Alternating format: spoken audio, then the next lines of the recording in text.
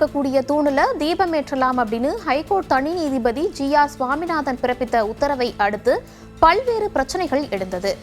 திருப்பரங்குன்றம் வழக்கு மீதான விசாரணை தொடர்ந்து நடைபெற்று வந்துட்டு இருக்கு. இந்த நிலையில பல தரப்பினரும் தங்களுடைய வாதங்களை நீதிமன்றத்துல முன்வைத்து வந்துட்டு இருக்காங்க. ஒவ்வொரு தரப்பினரும் தங்கள் தரப்பு வாதங்களாக என்னென்ன இதுவரைக்கும் முன் வச்சிருக்காங்க போன்ற விஷயத்த இந்த வீடியோவில் பார்க்கலாம். முதலாவதாக திருப்பரங்குன்றம் வழக்கை பொறுத்த வரைக்குமே என்ன நடந்தது அப்படின்னு பார்க்கும்போது, திருப்பரங்குன்றம் மலை மீது இருக்கக்கூடிய தூண்ல கார்த்திகை தீபம் ஏற்றலாம் அப்படின்னு தனி நீதிபதி ஜி.ஆர். சுவாமிநாதன் ஒரு உத்தரவை பிறப்பிக்கிறாரு.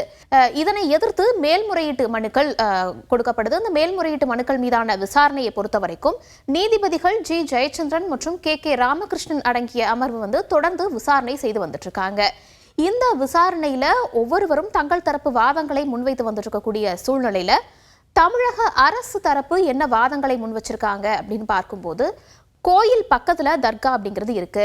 தீபம் ஏற்றுவதற்கு கோயில் நிர்வாகத்தினுடைய அனுமதி அவசியமானதாக பார்க்கப்படுது. இவ்வளவு நீண்ட காலமாக அந்த தீபம் ஏற்றதை பொறுத்த வரைக்குமே, கார்த்திகை தீபம் ஏற்றதை பொறுத்த வரைக்குமே உச்சிப்பிள்ளையார் கோவிலுக்கு அருகில் இருக்கக்கூடிய அந்த தூணில் தான் ஏற்றப்பட்டு வந்துட்டு இருந்தது. தற்போது தனி நீதிபதி இந்த தூண்ல தீபம் ஏற்றலாம் அப்படிங்கிற ஒரு உத்தரவை பிறப்பிச்சிருக்காரு. மலையில் தீபத்தூண் இருப்பதற்கான உறுதியான ஆதாரம் கிடையாது அப்படிங்கிறத சொல்லியிருக்காங்க. மலையில தீபம் ஏற்ற உரிமை அப்படிங்கிறது தனி நபருக்கு கிடையாது. முழுக்க முழுக்க கோயில் நிர்வாகம் மட்டும்தான் இதுல முடிவெடுக்க வேண்டியது அவசியமாக இருக்கு. கோவில் நிர்வாகத்தினுடைய கட்டுப்பாட்டில் தான் இருக்கு. தனி நீதிபதியினுடைய இந்த உத்தரவு எந்த வகையிலும் ஏற்றுக்கொள்ள முடியாது அப்படின்னு தமிழக அரசு நீதிமன்றத்துல வாதங்களாக முன் வச்சிருக்காங்க. அதே போல கோயில் நிர்வாகத்தின் வாதங்களாக என்னென்ன பார்க்கப்படுது அப்படின்னா, உச்சிப்பிள்ளையார் கோவில் தான் தீபம் ஏற்றப்பட்டு வருது. இந்த நடைமுறையை பொறுத்த வரைக்குமே ஆகம விதிப்படி பாரம்பரியமாக ஒரு தொடர்ந்து வந்துட்டு இருக்கக்கூடிய ஒரு விஷயமாக பார்க்கப்படுது. அந்த வழக்கத்தை மாற்றணும் அப்படின்னு மனுதாரர் கோரிக்கை வச்சிருக்காரு.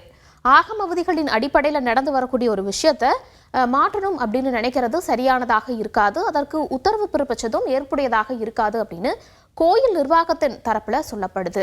அதே போல தற்போது தீபம் ஏற்றலாம் அப்படின்னு சொல்லக்கூடிய அந்த தூணை பொறுத்த வரைக்குமே அது தீபத்தூணே கிடையாது, சமணர் காலத்தை சேர்ந்தவை அப்படின்னு சொல்லியிருக்காங்க. சமணர்கள் மக்கள் வசிக்கக்கூடிய இடங்களில் இருந்து தனியாக வாழ்ந்து வந்ததாகவும், அவங்க இரவு நேரங்களில் தங்களுடைய கலந்துரையாடலை செஞ்சுட்டு வந்ததாகவுமே, அந்த நேரத்தில் வெளிச்சம் தேவைப்படும் அப்படிங்கிற காரணத்திற்காக அந்த மாதிரியான தூண்களை ஏற்படுத்தி அதில் தீபத்தை ஏற்றி வந்ததாகவுமே கோயில் நிர்வாகத்தின் தரப்புல வாதங்களாக முன்வைக்கப்படுது. இதற்கு நிறைய ஆதாரங்கள் இருக்கு அப்படின்னும் சில விஷயத்தை அவங்க குறிப்பிட்டிருக்காங்க. இந்த தூணை பொறுத்த வரைக்கும் இந்த ஒரு தூண் மட்டும் இல்லாம மதுரையை சுற்றி இருக்கக்கூடிய நிறைய பகுதிகளில் இது இருப்பதாகவுமே கோயில் நிர்வாகம் வாதங்களை முன் வச்சிருக்காங்க. அப்போது நீதிபதிகள் ஒரு விஷயத்தை கேட்குறாங்க கோயில் நிர்வாகத்திடம். என்னன்னா, எப்படி இருந்தாலும் அது தீபம் ஏற்ற பயன்படுத்தி இருக்காங்க இல்லையா, அப்போ தீபத்தூண் அப்படின்னு தானே அர்த்தம், அதற்கான சில விஷயங்களும் புத்தகங்களை குறிப்பிடப்பட்டிருக்கு இல்லையா அப்படின்னு கேட்கும்போது அதற்கு கோயில் நிர்வாகம் என்ன சொல்றாங்க அப்படின்னா, இந்த தூணை பொறுத்த வரைக்கும் இந்துக்களுக்கும் இந்த தூணுக்கும் சம்மதமே கிடையாது, இது சமணர்கள் காலத்தில் அவங்க உருவாக்கப்பட்ட தூண் அப்படின்னு சொல்லி கோயில் நிர்வாகம் தங்களுடைய தரப்பு வாதங்களாக முன் வச்சிருக்காங்க. அடுத்ததாக சிக்கந்தர் தர்கா தரப்பு வாதம் என்ன விஷயங்களை முன் வச்சிருக்காங்க அப்படின்னு பார்க்கும்போது, இதற்கு முன்னால பிறப்பிக்கப்பட்ட உத்தரவுகளை எதுவுமே கருத்தில் கொள்ளாம தனி நீதிபதி தற்போது அந்த தூணில் கார்த்திகை தீபத்தை ஏற்றலாம் அப்படிங்கிற ஒரு உத்தரவை பிறப்பிச்சிருக்காரு. விளக்கம் தருவதற்கு எங்களுக்கு போதுமான அவகாசம் அப்படிங்கிறது கொடுக்கப்படவே கிடையாது. உரிமையியல் நீதிமன்றத்தில் தான் தீர்வு காணப்படணும் அப்படிங்கிற விஷயத்தையுமே குறிப்பிட்டிருக்காங்க. ஏன் அப்படின்னு பார்க்கும்போது, அதற்கு முன்னாடி தர்காவில் ஆடு கோழி பலியிடலாமா அப்படின்னு ஒரு விஷயம் எழும்போது அதற்கு உரிமையியல் நீதிமன்றத்தில் தான் அந்த வழக்கு அப்படிங்கிறது விசாரணை செய்யப்பட்டுச்சு. அதே போல இதுவும் உரிமையியல் சார்ந்த விஷயங்கிற காரணத்தினால உரிமையியல் நீதிமன்றத்தில் வழக்கு தொடர்வதுதான் சரியாக இருக்கும் அப்படிங்கிறதையும் சொல்லியிருக்காங்க.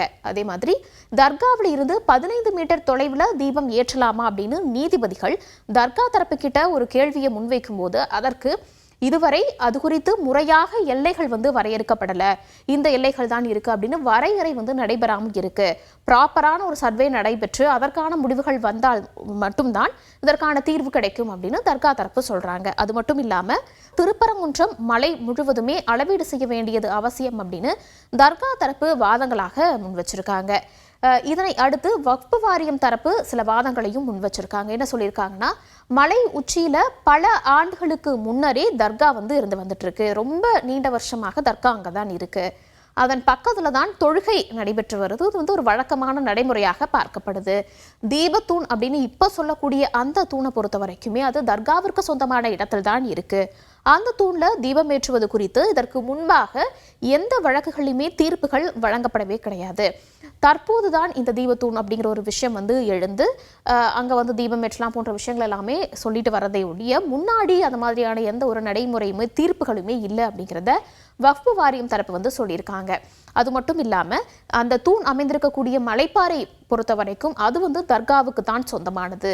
மலை உச்சியில தர்கா இருக்கிறதுனால தான் அது வந்து சிக்கந்தர் மலை அப்படின்னு அழைக்கப்படுது. தர்கா முழுவதுமே சர்வே செய்யப்பட்டுள்ளதா அப்படிங்கிற ஒரு கேள்வியை இந்த சமயத்துல நீதிபதிகள் வக்ஃபு வாரியம் தரப்பு கிட்ட எழுப்பும்போது சர்வே செய்யப்பட்டிருக்கு, தொடர்புடைய ஆவணங்களை நாங்க வந்து சமர்ப்பிக்கிறோம் அப்படிங்கிற விஷயத்த வக்ஃபு வாரியம் தரப்புல இருந்தும் சொல்லியிருக்காங்க.